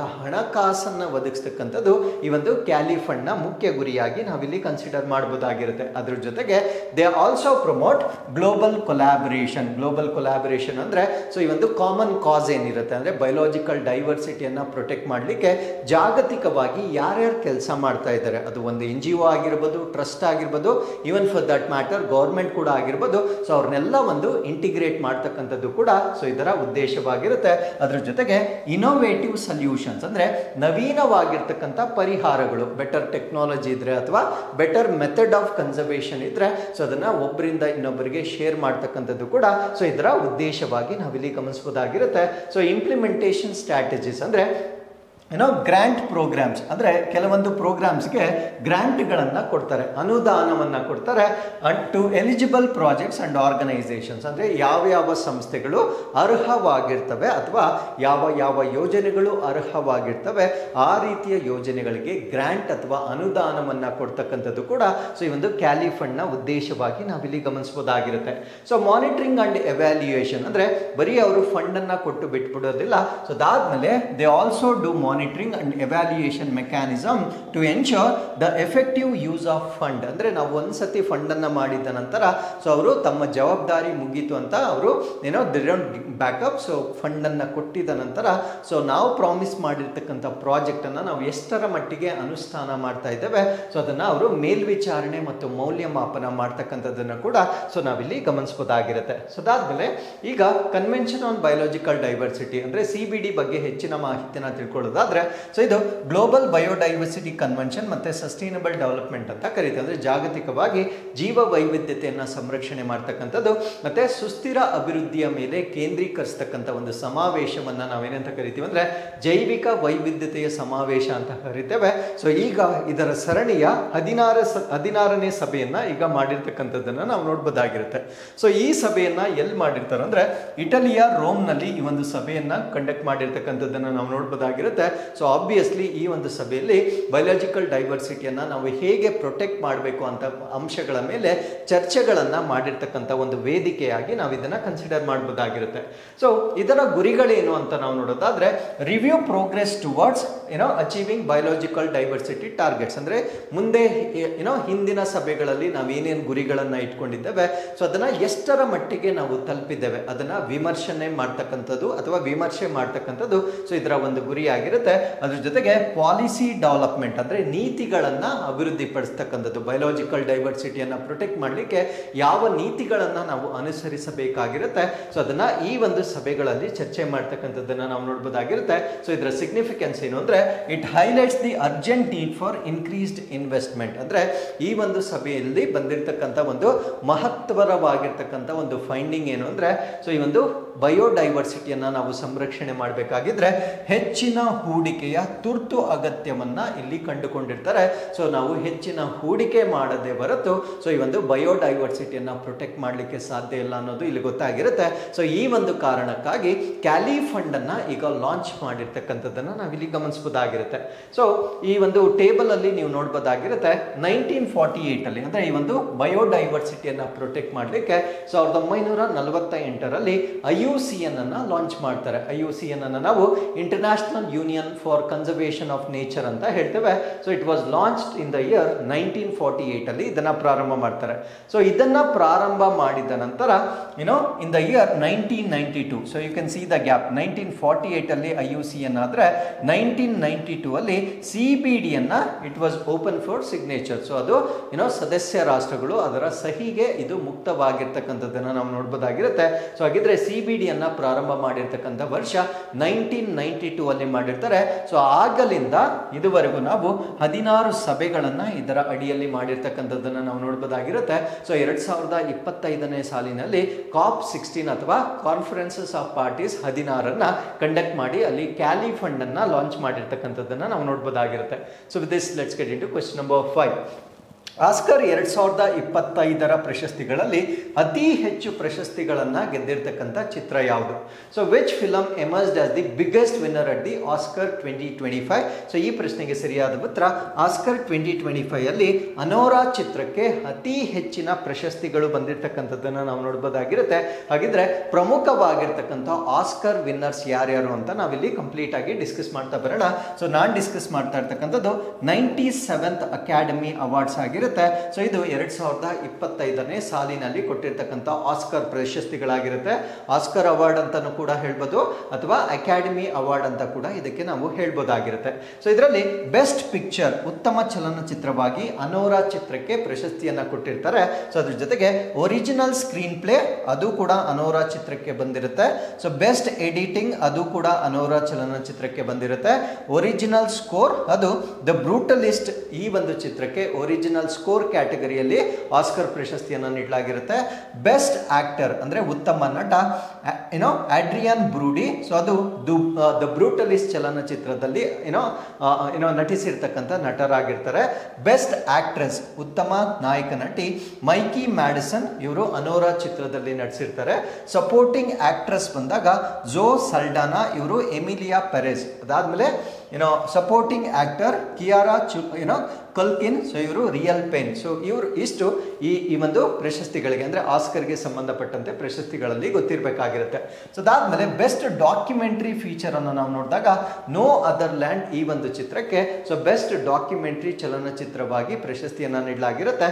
ಸೊ ಇನ್ನೂ ಕೆಲವೊಂದು ಕ್ಯಾಟಗರೀಸ್ ಏನೇನಿರುತ್ತೆ ಸೊ ಅದನ್ನ PDF ಅಲ್ಲಿ ನೀವು ನೋಡ್ಕೊಳ್ಬೋದಾಗಿರುತ್ತೆ. ನಾನಿಲ್ಲಿ ಪ್ರಮುಖವಾಗಿರ್ತಕ್ಕಂಥ ಕ್ಯಾಟಗರೀಸ್ ಅನ್ನ ಮಾತ್ರ ಕಂಪ್ಲೀಟ್ ಆಗಿ ನಾನು ಇಲ್ಲಿ ಎಕ್ಸ್ಪ್ಲೈನ್ ಮಾಡಿದ್ದೇನೆ. So as I told you before, ಇದು 97th ಅಕಾಡೆಮಿ ಅವಾರ್ಡ್ ಆಗಿರುತ್ತೆ. ಸೊ ಇಲ್ಲಿ ಅನೋರಾ ಈ ಒಂದು ಚಿತ್ರ ಏನಿದೆ so this is about story of a sex worker. ಅಂದ್ರೆ ಈ ಒಂದು ಸೆಕ್ಸ್ ವರ್ಕರ್ ಯಾರಿರ್ತಾರೆ ಸೊ ಲೈಂಗಿಕ ಕಾರ್ಯಕರ್ತೆ ಒಬ್ಬಳ ಒಂದು ಸ್ಟೋರಿ ಅಥವಾ ಒಂದು ಚಲನಚಿತ್ರವಾಗಿ ನಾವು ಇದನ್ನ ನೋಡಬಹುದಾಗಿರುತ್ತೆ. ಸೊ ಇದು 5 ಆಸ್ಕರ್ಸ್ ಅಥವಾ 5 ಆಸ್ಕರ್ಸ್ ಅನ್ನ ಪಡೆದುಕೊಂಡಿರ್ತಕ್ಕಂಥ ಒಂದು ಚಿತ್ರವಾಗಿರುತ್ತೆ. ಸೊ ಇಲ್ಲಿ ಇನ್ನೊಂದು ಚಲನಚಿತ್ರ ದ ಬ್ರೂಟಲಿಸ್ಟ್ ಅಂತ ಹೇಳ್ತೇವೆ. ಸೊ ಇದಕ್ಕೆ 3 ಅವಾರ್ಡ್ಸ್ ಗಳನ್ನ ಪಡೆದುಕೊಳ್ಳಲಾಗಿರುತ್ತೆ. ಅದ್ರ ಜೊತೆಗೆ ವಿಗ್ಡ್ ಅಂತ ಒಂದು ಫಿಲಂ ಇದೆ, ಎಮಿಲಿಯಾ ಪೆರೆಜ್ ಅಂತ ಇದೆ, ಡ್ಯೂನ್ ಅಂತ ಇದೆ. ಸೊ ಇದರ ಪಾರ್ಟ್ 2 ಚಿತ್ರಕ್ಕೆ ತಲಾ 2 ಕ್ಯಾಟಗರೀಸ್ ಗಳಲ್ಲಿ ಈ ಒಂದು ಆಸ್ಕರ್ ಪ್ರಶಸ್ತಿ ಬಂದಿರತಕ್ಕಂಥದ್ದನ್ನ ನಾವು ನೋಡಬಹುದಾಗಿರುತ್ತೆ. So with this let's get into question number 6. ಮೊದಲ ಕನ್ನಡ ವಾಕ್ ಚಿತ್ರ ಸತಿ ಸುಲೋಚನಾ ಯಾವ ವರ್ಷ ಬಿಡುಗಡೆ ಆಯಿತು? So what year was the first Kannada talkie Sati Sulochana release? So ಈ ಒಂದು ಚಲನಚಿತ್ರ 1934ರಲ್ಲಿ ಮೊಟ್ಟ ಮೊದಲ ಕನ್ನಡ ವಾಕ್ ಚಿತ್ರವಾಗಿ ಇದು ರಿಲೀಸ್ ಆಗಿರುತ್ತೆ. ಸೊ ಇದರ ಬಗ್ಗೆ ಪ್ರಶ್ನೆ ಕೊಡ್ಲಿಕ್ಕೆ ಕಾರಣ ಏನಂದ್ರೆ ಸೊ ನಮ್ಮ ಬೆಂಗಳೂರಿನಲ್ಲಿ ಇಂಟರ್ನ್ಯಾಷನಲ್ ಫಿಲ್ಮ್ ಫೆಸ್ಟಿವಲ್ ನಡೀತಾ ಇದೆ. ಸೊ ಈ ಒಂದು ಅಂತಾರಾಷ್ಟ್ರೀಯ ಚಲನಚಿತ್ರೋತ್ಸವ ಈಗ 16ನೇ ಚಲನಚಿತ್ರೋತ್ಸವ ನಡೀತಾ ಇದೆ. ಸೊ ಇದನ್ನ ವಿಧಾನಸೌಧದಲ್ಲಿ ಕಂಡಕ್ಟ್ ಮಾಡಿರ್ತಕ್ಕಂಥದ್ದನ್ನು ನಾವು ನೋಡ್ಬೋದಾಗಿರುತ್ತೆ. ಸೊ ಇದಕ್ಕೆ ಚೀಫ್ ಗೆಸ್ಟ್ ಆಗಿ ಶಿವರಾಜ್ ಕುಮಾರ್ ಮತ್ತೆ ಡೆಪ್ಯೂಟಿ ಚೀಫ್ ಮಿನಿಸ್ಟರ್ ಆಗಿರ್ತಕ್ಕಂಥ DK ಶಿವಕುಮಾರ್ ಅವರು ಚೀಫ್ ಗೆಸ್ಟ್ ಆಗಿ ಇದಕ್ಕೆ ಈ ಒಂದು ಇವೆಂಟ್ಗೆ ಇಲ್ಲಿ ಬಂದಿರತಕ್ಕಂಥದ್ದನ್ನು ನಾವು ನೋಡ್ಬೋದಾಗಿರುತ್ತೆ. ಸೊ ಈ ಒಂದು ಚಲನಚಿತ್ರ ಮಹೋತ್ಸವದಲ್ಲಿ ಓಪನಿಂಗ್ ಫಿಲಮ್ ಫಸ್ಟ್ ಯಾವ ಚಲನಚಿತ್ರದಿಂದ ಇವರು ಇನಾಗ್ರೇಟ್ ಮಾಡಿರ್ತಾರೆ ಅಂದ್ರೆ ಒಂದು ಹಿಂದಿ ಫಿಲಮ್ ಇಂದ ಇನಾಗ್ರೇಟ್ ಮಾಡಿರ್ತಾರೆ. ಆ ಒಂದು ಹಿಂದಿ ಫಿಲಮ್ ಅನ್ನ ನಾವು ಪೈರಿ ಅಂತ ಕರಿತೇವೆ. ಸೊ ಇದನ್ನ ಡೈರೆಕ್ಟ್ ಮಾಡಿರ್ತಕ್ಕಂಥವ್ರು ವಿನೋದ್ ಕಾಪ್ರಿ ಅವರು ಡೈರೆಕ್ಟ್ ಮಾಡಿರ್ತಕ್ಕಂಥ ಒಂದು ಚಲನಚಿತ್ರವಾಗಿರುತ್ತೆ. ಸೊ ಇದರ ಸಿಗ್ನಿಫಿಕೆನ್ಸ್ ಏನು ಅಂದ್ರೆ ಈ ಒಂದು ಇವೆಂಟ್ ಅನ್ನ ಯಾವ ಕಾರಣಕ್ಕಾಗಿ ಕಂಡಕ್ಟ್ ಮಾಡ್ತಾ ಇದ್ದಾರೆ ಅಂದ್ರೆ so it is a reflection of global culture and aims to create meaningful and impactful cinema. ಅಂದ್ರೆ ಒಂದು ಪರಿಣಾಮಕಾರಿಯಾಗಿರ್ತಕ್ಕಂಥ ಚಲನಚಿತ್ರಗಳನ್ನ ಕ್ರಿಯೇಟ್ ಮಾಡಲಿಕ್ಕೆ ಸೊ ಒಂದು ಜಾಗತಿಕ ಸಂಸ್ಕೃತಿಯ ಒಂದು ಪ್ರತಿಬಿಂಬವಾಗಿ ಸೊ ಈ ಒಂದು ಇವೆಂಟ್ ಅನ್ನ ಕಂಡಕ್ಟ್ ಮಾಡಿರ್ತಕ್ಕಂಥದ್ದನ್ನ ನಾವು ನೋಡ್ಬೋದಾಗಿರುತ್ತೆ. ಅದರ ಜೊತೆಗೆ ಈ ಮಾರ್ಚ್ 3 ಏನಿರುತ್ತೆ ಸೊ ಇದೊಂದು ಸಿಗ್ನಿಫಿಕೆಂಟ್ ಡೇಟ್ ಆಗಿರುತ್ತೆ.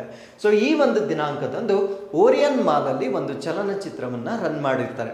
ಸೊ ಆ ಒಂದು ಚಲನಚಿತ್ರ ಸೊ ಮಾರ್ಚ್ 3ನೇ ಯಾಕೆ ಇಲ್ಲಿ ಆಯ್ಕೆ ಮಾಡ್ಕೊಂಡಿರ್ತಾರೆ ಅಂದ್ರೆ ಸೊ ಮಾರ್ಚ್ 3 ನಾವು ವರ್ಲ್ಡ್ ಕನ್ನಡ ಸಿನಿಮಾ ಡೇ ಅಂತ ಕರಿತೇವೆ. ಅಂದ್ರೆ ವಿಶ್ವ ಕನ್ನಡ ಸಿನಿಮಾ ದಿನವನ್ನ ಆಚರಿಸಲಿಕ್ಕೆ ಅದು ಮಾರ್ಚ್ 3ನೇ ತಾರೀಕು ಇದನ್ನ ಆಚರಣೆ ಮಾಡಲಿಕ್ಕೆ ಸೊ ಓರಿಯಾನ್ ಮಾಲ್ ನಲ್ಲಿ ಸೊ ನಮ್ಮ ಕನ್ನಡದ ಮೊದಲ ಟಾಕಿ ಚಲನಚಿತ್ರ ಇದನ್ನ ನಾವು ಸತಿ ಸುಲೋಚನಾ ಅಂತ ಕರಿತೇವೆ. ಸೊ ಇದನ್ನ ರಿಲೀಸ್ ಮಾಡಿರ್ತಂತ ಅಂದ್ರೆ ರಿಲೀಸ್ ಮಾಡಿ ಮಾರ್ಚ್ 3ನೇ ತಾರೀಕು ಅದನ್ನ ಸ್ಕ್ರೀನಿಂಗ್ ಮಾಡಿರ್ತಕ್ಕಂಥದ್ದನ್ನ ನಾವಿಲ್ಲಿ ಗಮನಿಸಬಹುದಾಗಿರುತ್ತೆ.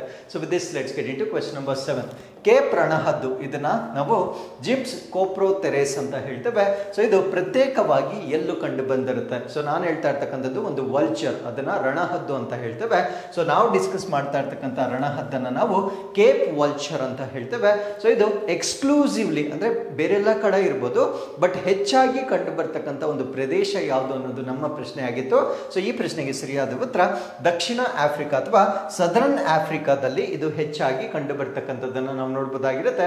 ಸೊ ಇದು ಯಾಕೆ ಸುದ್ದಿಯಲ್ಲಿದೆ, why this is in news ಅಂತ ನಾವು ನೋಡೋದಾದ್ರೆ ಸೊ ಈ ಕೇಪ್ ವಾಲ್ಚರ್ ಏನಿದೆ it is spotted after 30 years in South Africa's Eastern Cape. So 30 ವರ್ಷಗಳ ನಂತರ ಇದು ಕೇಪ್ ದಕ್ಷಿಣ ಆಫ್ರಿಕಾದ ಪೂರ್ವ ಕೇಪ್ ನಲ್ಲಿ 30 ವರ್ಷಗಳ ನಂತರ ಕಾಣಿಸಿಕೊಂಡಿರೋದ್ರಿಂದ ಸೊ ಇದು ಸುದ್ದಿಯಲ್ಲಿರ್ತಕ್ಕಂಥ ಒಂದು ವಲ್ಚರ್ ಆಗಿರುತ್ತೆ. ಸೊ ಈ ಒಂದು ವಲ್ಚರ್ ಅನ್ನ ನಾವು ಕೇಪ್ ವಲ್ಚರ್ ಅಂತ ಕರಿತೇವೆ.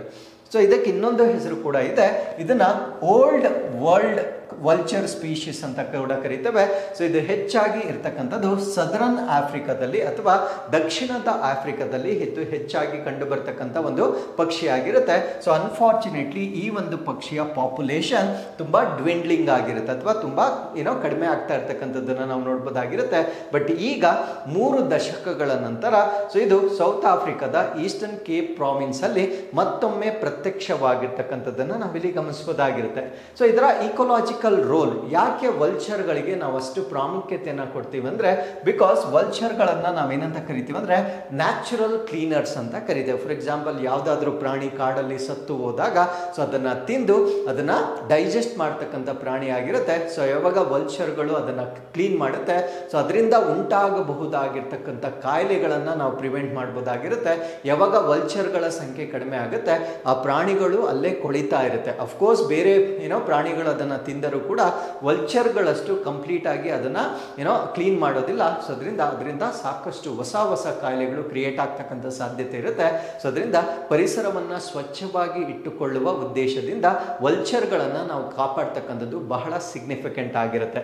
So even they contribute to nutrient recycling and overall in ecosystem health. ಅದರ ಜೊತೆಗೆ ಇದು ಪೋಷಕಾಂಶಗಳ ಮರುಬಳಕೆ ಮತ್ತೆ ಒಟ್ಟಾರೆ ಪರಿಸರ ವ್ಯವಸ್ಥೆಗೆ ಇದು ಕಾಂಟ್ರಿಬ್ಯೂಟ್ ಮಾಡ್ತಕ್ಕಂಥ ಪ್ರಮುಖವಾಗಿರ್ತಕ್ಕಂಥ ಒಂದು ಸ್ಪೀಶೀಸ್ ಆಗಿರೋದ್ರಿಂದ ಸೊ ಇದನ್ನು ನಾವು ಕಂಪಲ್ಸರಿ ಪ್ರೊಟೆಕ್ಟ್ ಮಾಡ್ತಕ್ಕಂಥದ್ದು ಇಂಪಾರ್ಟೆಂಟ್ ಆಗಿರುತ್ತೆ. ಹಾಗಿದ್ರೆ what is it's IUCN status ಅಂತ ನಾವು ನೋಡೋದಾದ್ರೆ ಎಂಡೇಂಜರ್ಡ್ ಅಥವಾ ಇದನ್ನು ನಾವು ಅಳಿವಿನಂಚಿನಲ್ಲಿರ್ತಕ್ಕಂಥ ಒಂದು ರಣಹದ್ದು ಅಂತ ಹೇಳ್ತೇವೆ.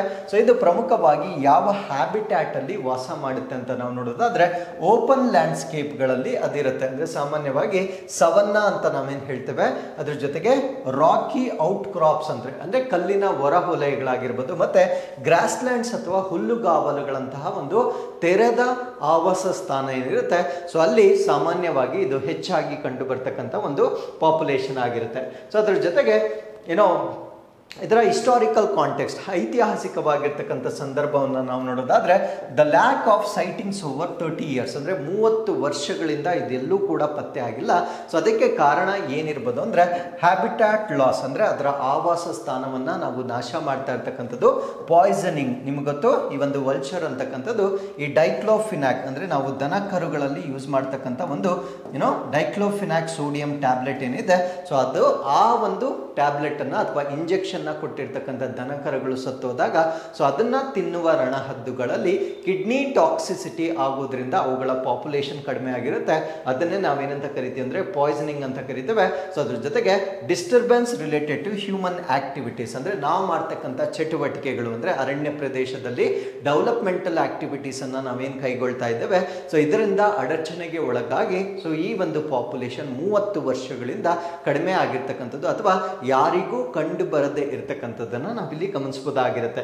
ಸೊ ಅದಾದ್ಮೇಲೆ this was an indicator of ecological stress and shift in the land use pattern. ಅಂದ್ರೆ ಅವು ಏನ್ ನಮಗೆ ಕಾಣದೆ ಕಣ್ಮರೆ ಆಗಿದ್ದಾವೆ ಸೊ ಇದು ನಮಗೆ ಏನನ್ನ ತೋರಿಸ್ತಾ ಇದೆ ಅಂದ್ರೆ ಸೊ ಪರಿಸರದ ಮೇಲೆ ನಾವು ಆಗ್ತಾ ಇರ್ತಕ್ಕಂಥ ಒಂದು ಒತ್ತಡ ಮತ್ತೆ ನಾವು ಭೂಮಿಯನ್ನ ಬಳಕೆ ಮಾಡ್ತಕ್ಕಂಥ ಒಂದು ವಿಧಾನ ಏನಿರುತ್ತೆ ಆ ಒಂದು ವಿಧಾನದಲ್ಲಿ ನಾವು ಬದಲಾವಣೆಯನ್ನ ಏನ್ ಮಾಡ್ಕೊಂಡಿದ್ದೇವೆ ಸೊ ಇದರಿಂದ ಬಯೋಡೈವರ್ಸಿಟಿ ಅಂತಕ್ಕಂಥದ್ದು ನಾಶವಾಗ್ತಾ ಇರ್ತಕ್ಕಂಥದ್ದನ್ನ ಸೊ ಈ ಒಂದು 30 years ಗ್ಯಾಪ್ ಅಲ್ಲಿ ಇದೇನು ನಮಗೆ ಕಣ್ಣಿಗೆ ಕಾಣಿಲ್ಲ ಸೊ ಅದರಿಂದ ತೋರಿಸ್ತಾ ಇರ್ತಕ್ಕಂಥ ಒಂದು ಸಿಗ್ನಿಫಿಕೆನ್ಸ್ ಆಗಿರುತ್ತೆ. So with this let's get into question number 8.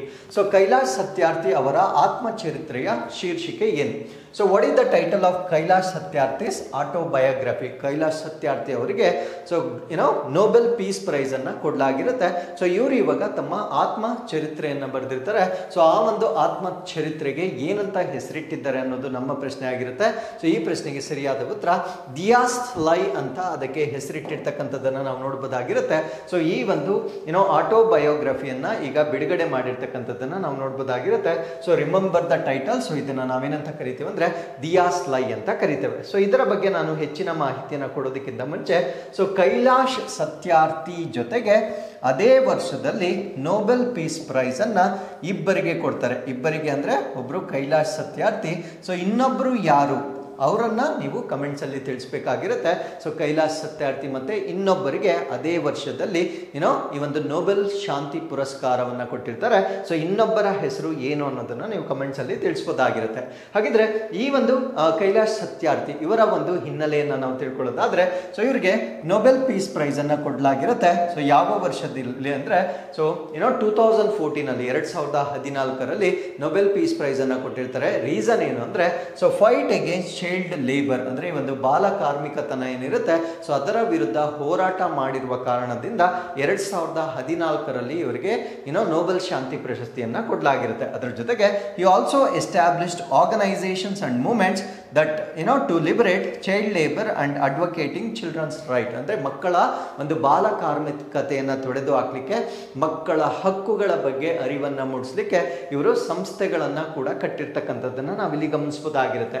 So ಇವರ ಕಾಂಟ್ರಿಬ್ಯೂಷನ್ಸ್ ಏನು ಕೊಡುಗೆಗಳು ಅಂತ ನಾವು ನೋಡೋದಾದ್ರೆ, catalysing global awareness about child exploration, ಅಂದರೆ ಮಕ್ಕಳನ್ನ ಶೋಷಣೆ ಮಾಡ್ತಕ್ಕಂಥ ಒಂದು ವ್ಯವಸ್ಥೆ ಏನಿರುತ್ತೆ ಅದರ ವಿರುದ್ಧವಾಗಿ ಜಾಗತಿಕವಾಗಿ ಜಾಗೃತಿಯನ್ನ ಮೂಡಿಸ್ತಕ್ಕಂಥ ಒಂದು ಕೊಡುಗೆಯನ್ನ ಕೈಲಾಶ್ ಸತ್ಯಾರ್ಥಿಯವರು ಕೊಟ್ಟಿರ್ತಕ್ಕಂಥದ್ದನ್ನು ನಾವು ನೋಡಬಹುದಾಗಿರುತ್ತೆ. ಸೊ ಅದ್ರ ಜೊತೆಗೆ ಪಾಲಿಸಿ ಚೇಂಜಸ್, ಅಂದರೆ ಈ ಮಕ್ಕಳನ್ನ ಪ್ರೊಟೆಕ್ಟ್ ಮಾಡಲಿಕ್ಕೆ ಅಥವಾ ಮಕ್ಕಳ ಹಕ್ಕುಗಳಿಗೆ ಸಂಬಂಧಪಟ್ಟಂತೆ ನೀತಿಗಳ ಬದಲಾವಣೆಯನ್ನ ಮಾಡಲಿಕ್ಕೂ ಕೂಡ ಸೊ ಇವರು ಶಿಫಾರಸುಗಳು ಅಥವಾ ಇವರ ಒಂದು ಹೋರಾಟಗಳು ಆ ಒಂದು ಬದಲಾವಣೆಗಳಿಗೆ ಕಾರಣವಾಗಿರುತ್ತೆ ಅಂತ ನಾವಿಲ್ಲಿ ಹೇಳ್ಬೋದಾಗಿರುತ್ತೆ.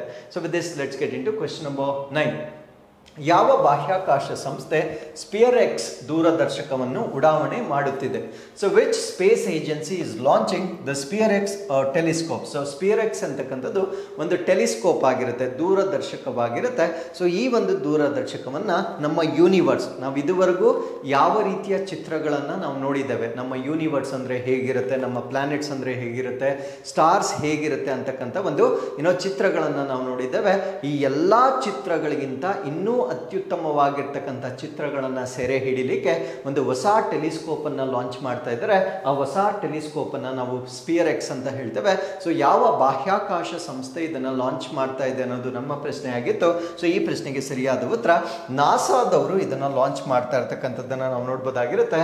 ಸೊ ರಿಮೆಂಬರ್, ಇದನ್ನ ನಾವು most colourful cosmic map ever ಅಂತ ಹೇಳ್ತೇವೆ. ಅಂದ್ರೆ ಇದನ್ನ ಏನಕ್ಕೆ ಲಾಂಚ್ ಮಾಡ್ತಾ ಇದ್ದಾರೆ ಅಂದ್ರೆ, ಸೊ ಅತ್ಯಂತ ವರ್ಣರಂಜಿತವಾಗಿರ್ತಕ್ಕಂಥ ಒಂದು ಕಾಸ್ಮಿಕ್ ನಕ್ಷೆಯನ್ನ ತಯಾರಿ ಮಾಡುವ ಉದ್ದೇಶದಿಂದ ಸೊ ಈ ಒಂದು ಟೆಲಿಸ್ಕೋಪ್ ಅನ್ನ ಲಾಂಚ್ ಮಾಡ್ತಾ ಇರ್ತಕ್ಕಂಥದ್ದನ್ನ ನಾವು ನೋಡ್ಬೋದಾಗಿರುತ್ತೆ. ಸೊ ಈ ಟೆಲಿಸ್ಕೋಪ್ ಅನ್ನ ನಾವೇನಂತ ಕರಿತೀವಿ ಅಂದ್ರೆ ಸ್ಪಿಯರ್-ಎಕ್ಸ್ ಅಂತ ಕರಿತೇವೆ.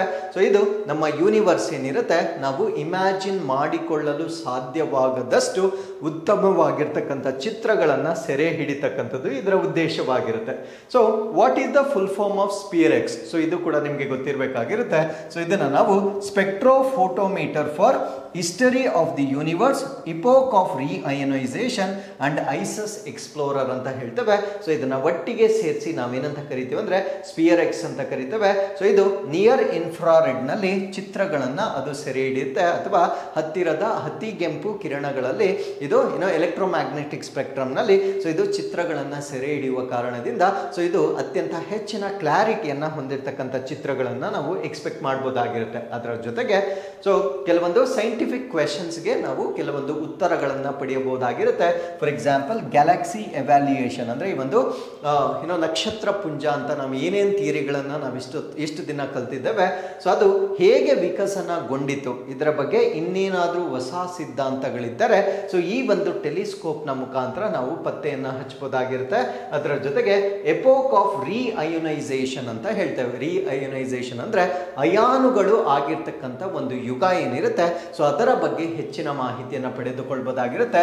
The first stars and galaxies emerge to reionize the early universe, ಅಂದ್ರೆ ಈ ಒಂದು ಆರಂಭಿಕ ವಿಶ್ವವನ್ನ ಮರು ಅಯಾನೀಕರಿಸಲು ಮೊದಲ ನಕ್ಷತ್ರಗಳು, ಅಂದ್ರೆ ಇನಿಷಿಯಲಿ ನಕ್ಷತ್ರಗಳು ಹೇಗೆ ರಚನೆ ಆಯಿತು, ಗ್ಯಾಲಕ್ಸಿಗಳು ಹೇಗೆ ಹೊರ ಹೊಮ್ಮಿತ್ತು, ಆ ಒಂದು ಅವಧಿಯನ್ನ ಕೂಡ ನಾವು ಅನ್ವೇಷಣೆ ಮಾಡಲಿಕ್ಕೆ ಸೊ ಬೇಕಾಗಿರ್ತಕ್ಕಂಥ ಡೇಟಾವನ್ನ ಈ ಒಂದು ಟೆಲಿಸ್ಕೋಪ್ ನಿಂದ ನಾವು ಎಕ್ಸ್ಪೆಕ್ಟ್ ಮಾಡಬಹುದಾಗಿರುತ್ತೆ.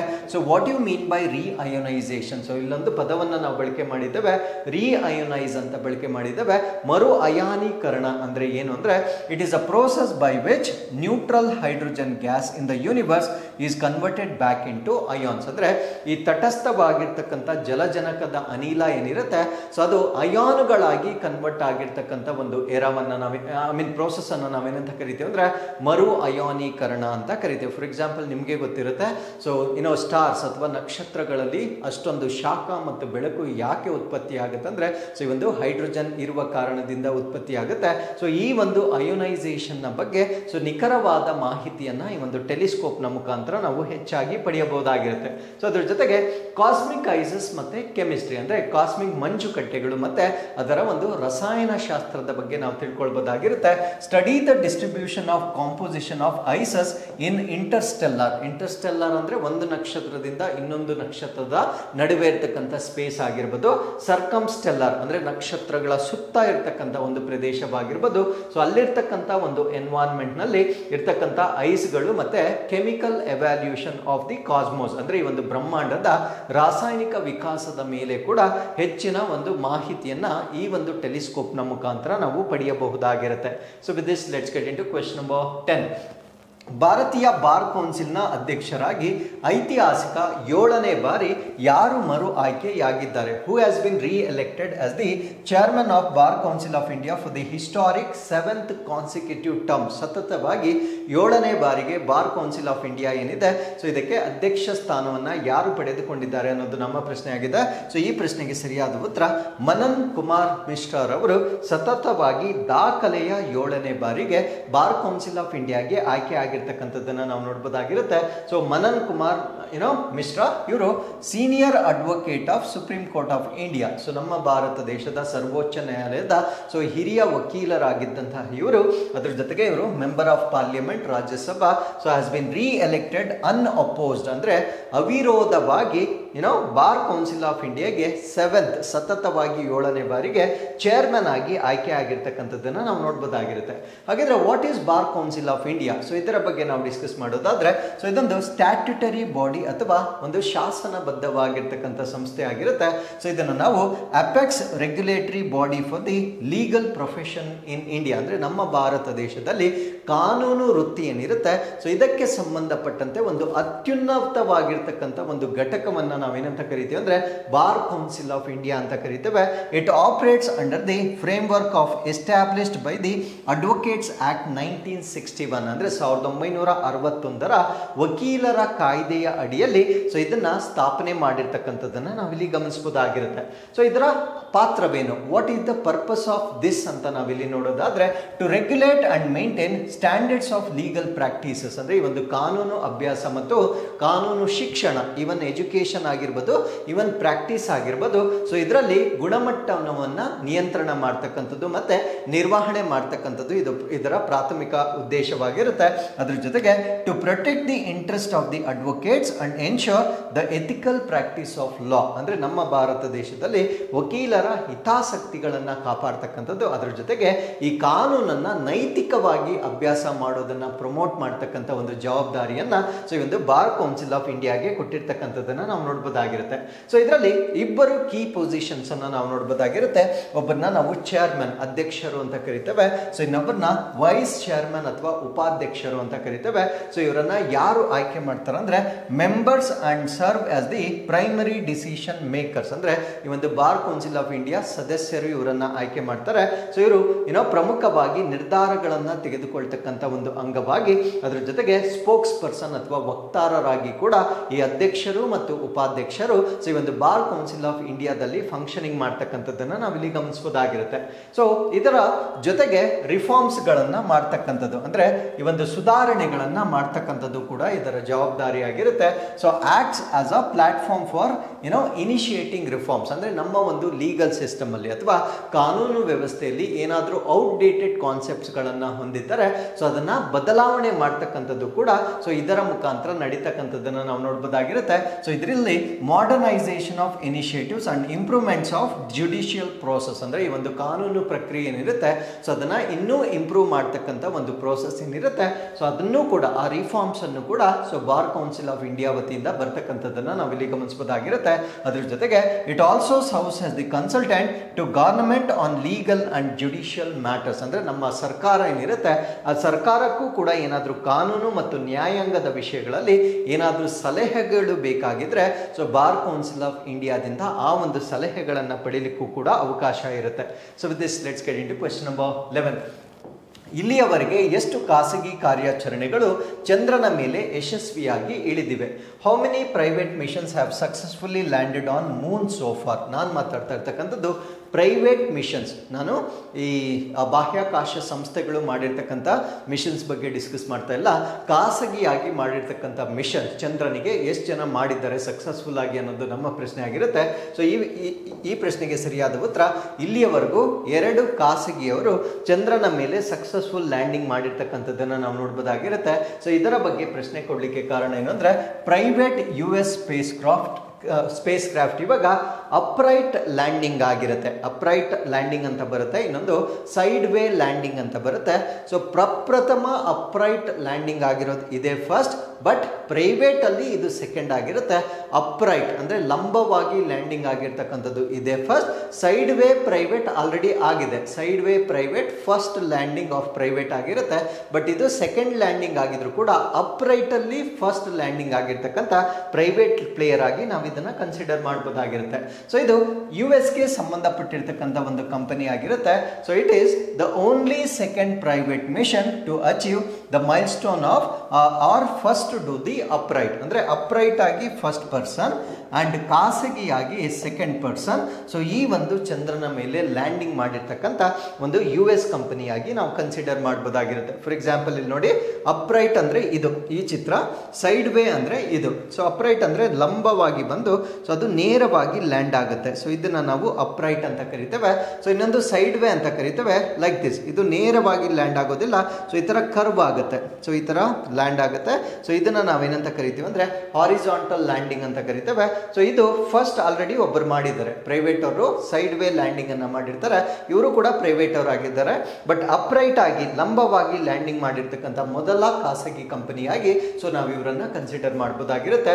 So unlike the previous private landing which was side way. So ಮೊದಲು ಖಾಸಗಿಯವರು ಮಾಡಿರ್ತಕ್ಕಂಥದ್ದು ಈ ತರ ಸೈಡ್ ವೇ ಲ್ಯಾಂಡಿಂಗ್ ಆಗಿರುತ್ತೆ, ಬಟ್ ಈ ಸರಿ ಮಾಡಿರ್ತಕ್ಕಂಥದ್ದು ಅಪ್ರೈಟ್ ಪೊಸಿಷನ್ ಅಲ್ಲಿ ಲ್ಯಾಂಡಿಂಗ್ ಮಾಡಿರ್ತಕ್ಕಂಥದ್ದನ್ನ ನಾವಿಲ್ಲಿ ಗಮನಿಸಬಹುದಾಗಿರುತ್ತೆ. ಸೊ ಈ ಕಂಪನಿ ಹೆಸರೇನು ಅಂತ ನಿಮಗೆ ಪ್ರಶ್ನೆ ಕೇಳಿದ್ರೆ ಫೈರ್ ಫ್ಲೈ ಏರೋಸ್ಪೇಸ್ ಅಂತ ನಮಗೆ ಗೊತ್ತಿರಬೇಕಾಗಿರುತ್ತೆ. ಸೊ ಈ ಒಂದು ಮಿಷನ್ ಅನ್ನ ನಾವೇನಂತ ಕರಿತೀವಿ ಅಂದ್ರೆ ಬ್ಲೂ ಗೋಸ್ಟ್ ಮಿಷನ್ 1 ಅಂತ ಕರಿತೇವೆ. ಸೊ ಈ ಒಂದು ಮಿಷನ್ ನ ಸಲುವಾಗಿ ಇದನ್ನ ಲಾಂಚ್ ಮಾಡಿರ್ತಕ್ಕಂಥದ್ದನ್ನ ನಾವು ನೋಡಬಹುದಾಗಿರುತ್ತೆ.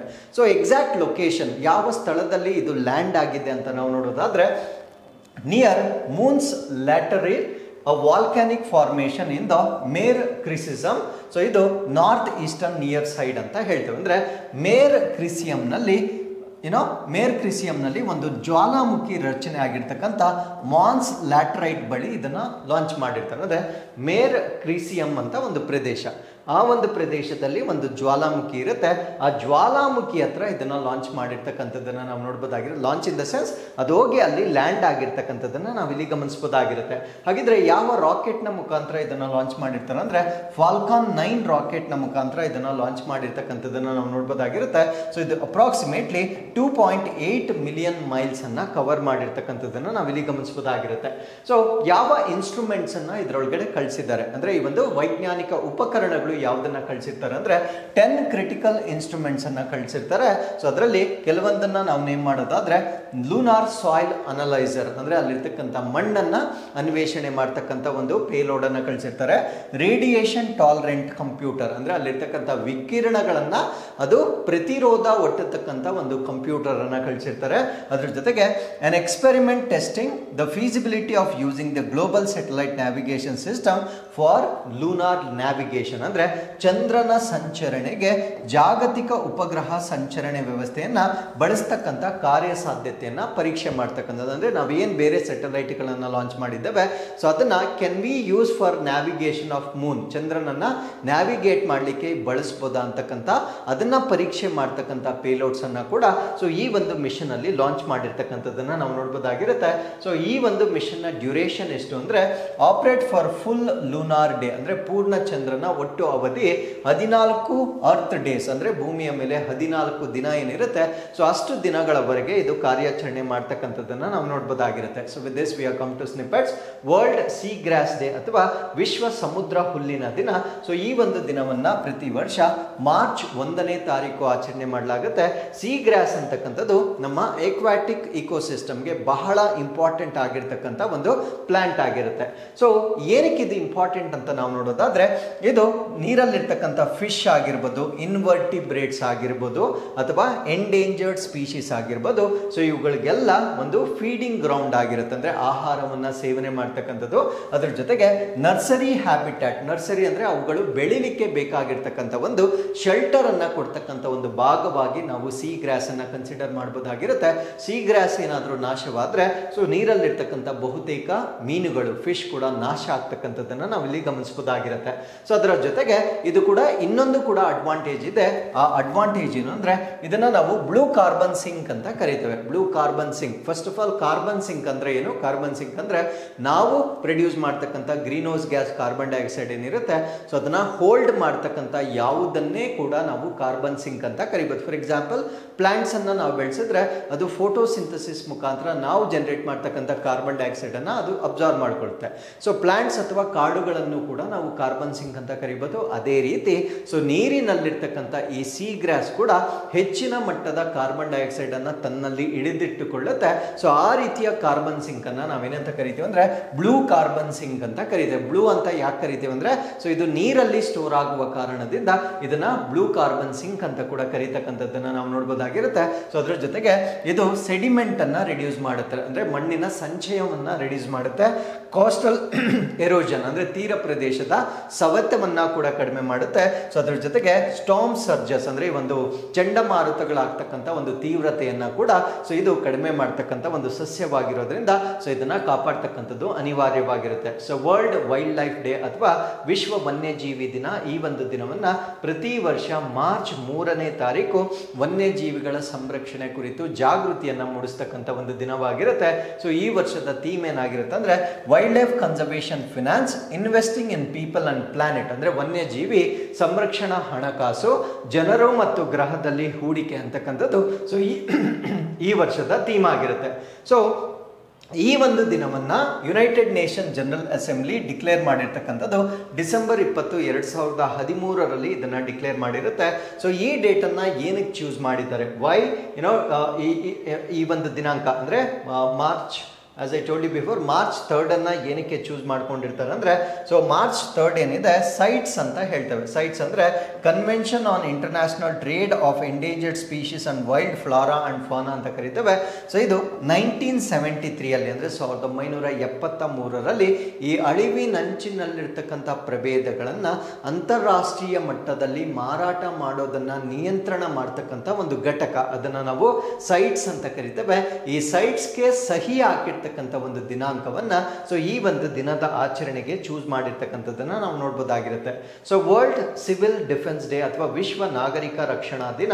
ಸೊ ಈ ಒಂದು ದಿನವನ್ನ ಪ್ರತಿ ವರ್ಷ ಮಾರ್ಚ್ 1ನೇ ತಾರೀಕು ಆಚರಣೆ ಮಾಡಲಾಗುತ್ತೆ. ಸೊ ಈ ವರ್ಷದ ಥೀಮ್ ಏನಾಗಿರುತ್ತೆ ಅಂದ್ರೆ, civil defence guarantee of security for the population, ಅಂದ್ರೆ ನಾಗರಿಕ ರಕ್ಷಣೆ, ಜನಸಂಖ್ಯೆಯ ಭದ್ರತೆಯ ಖಾತರಿ ಅಂತಕ್ಕಂಥದ್ದು ಈ ವರ್ಷದ ಥೀಮ್ ಆಗಿರುತ್ತೆ. Next is zero discrimination day ಅಥವಾ ಶೂನ್ಯ ತಾರತಮ್ಯ ದಿನ. ಇದನ್ನು ಕೂಡ ಮಾರ್ಚ್ 1ನೇ ತಾರೀಕು ಆಚರಣೆ ಮಾಡಲಾಗುತ್ತೆ. ಸೊ ಈ ವರ್ಷದ ಥೀಮ್ ಏನಾಗಿರುತ್ತೆ ಅಂದ್ರೆ, ವಿ ಸ್ಟ್ಯಾಂಡ್ ಟುಗೆದರ್, ನಾವು ಒಟ್ಟಿಗೆ ನಿಲ್ಲುತ್ತೇವೆ, ಯಾವ ತಾರತಮ್ಯ ಕೂಡ ಮಾಡಬಾರ್ದು ಅಂತಕ್ಕಂಥದ್ದು ಸೊ ಈ ವರ್ಷದ ಥೀಮ್ ಆಗಿರುತ್ತೆ. ಸೊ ಇದರ ಸಿಗ್ನಿಫಿಕೆನ್ಸ್ ಏನು, ಈ ಒಂದು ದಿನದ ಮಹತ್ವ ಅಂತ ನಾವು ನೋಡೋದಾದ್ರೆ, promote fairness and equality for all individuals regardless of gender, race, age, disability or any other factors, ಅಂದ್ರೆ ಯಾವುದೇ ಒಂದು ವ್ಯತ್ಯಾಸಗಳಿದ್ದರೂ ಕೂಡ ಸೊ ಎಲ್ಲರೂ ಕೂಡ ಒಟ್ಟಿಗೆ ಇರಬೇಕು ಅಂತಕ್ಕಂಥದ್ದು ಇದರ ಮಹತ್ವವಾಗಿರುತ್ತೆ. ಸೊ ಇಲ್ಲಿಗೆ ಇವತ್ತಿನ ಎಲ್ಲ ಅಪ್ಡೇಟ್ಸ್ಗಳು ಮುಗಿದಿರುತ್ತೆ. So with this we are come to inquest challenge number 825. So you can just pause the video now. So this is question number 1 and this is question number 2. So ಇಲ್ಲಿಗೆ ಇವತ್ತಿನ ಎಲ್ಲ ಅಪ್ಡೇಟ್ಸ್ಗಳು ಕಂಪ್ಲೀಟ್ ಆಗಿರುತ್ತೆ. So ಮತ್ತೊಮ್ಮೆ ನಾಳಿನ ಅಪ್ಡೇಟ್ಸ್ನೊಂದಿಗೆ ನಾನು ನಿಮ್ಮನ್ನ ಭೇಟಿ ಆಗ್ತೇನೆ. ಸೊ ಅಲ್ಲಿವರೆಗೂ keep reading, take care of yourselves and thank you very much for watching this.